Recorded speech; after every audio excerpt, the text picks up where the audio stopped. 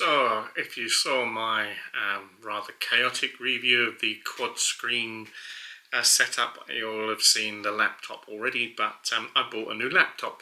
Now, as I slowly approach retirement and money's going to get real tight, I broke with one of my traditions, and that tradition is if I'm buying something I'm intending to use for some time, I tend to buy a well-known brand, Samsung, Apple, Dell, Asus, whatever. The problem with that is that you're paying a premium.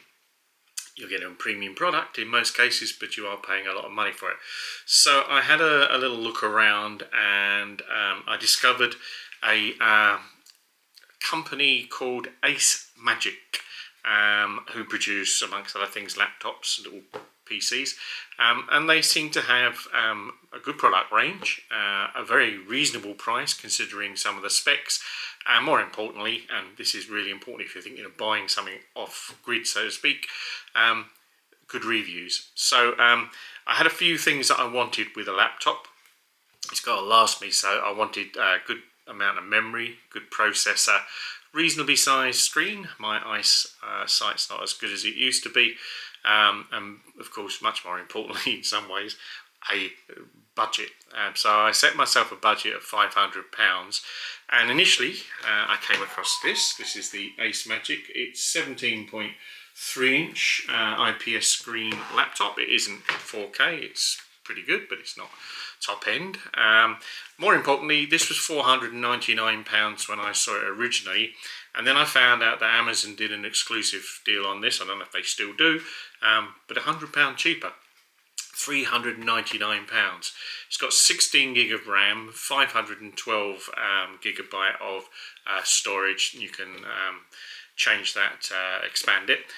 Reasonably good spec. So we've got a couple of USB ports over there, and an SD slot. I've yet to prove whether that's true, but the SD slot spec said maximum of 128 gig, which I find a bit surprising. But also over this side, you've also got more ports.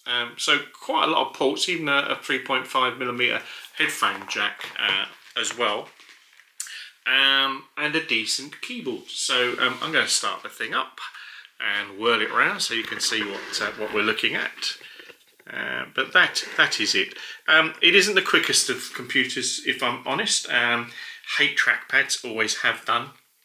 The screen isn't bad, I have to be fair for the price. I say it's IPS, which just means it's got good colours to it. And one thing I did find is the keyboard didn't actually match what I expected it to do, but if I can get the thing off, they provide you with an overlay, so you can have different keyboard layouts. So obviously I live in the UK, I use English as a native language, so that is it, and it's doing some updates, which is typical when I'm checking this thing out.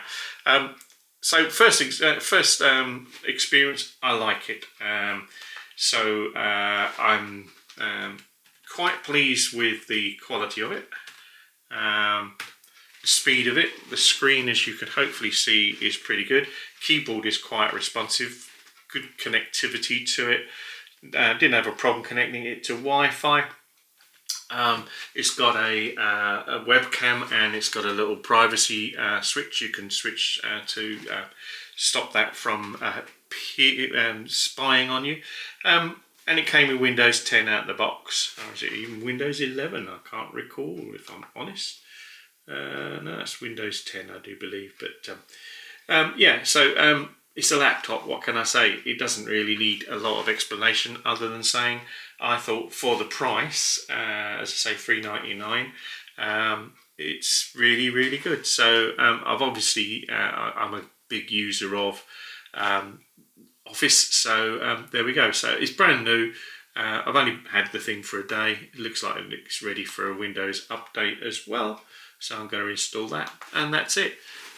Short and sweet, but if you want a cheap, reasonable laptop, Acemagic, They don't just do 17-inch, 17.3. I think there's a bigger one, an 18-inch screen, and obviously a smaller inch screen, which having realised there's a problem with it running on those quad screens, maybe I might have considered buying. But that's it. So do enjoy your gadgets, and I'll catch you when I get the next one. I've got about a dozen things on Kickstarter that I'm still waiting on, so fingers crossed they'll be here soon. So watch this space.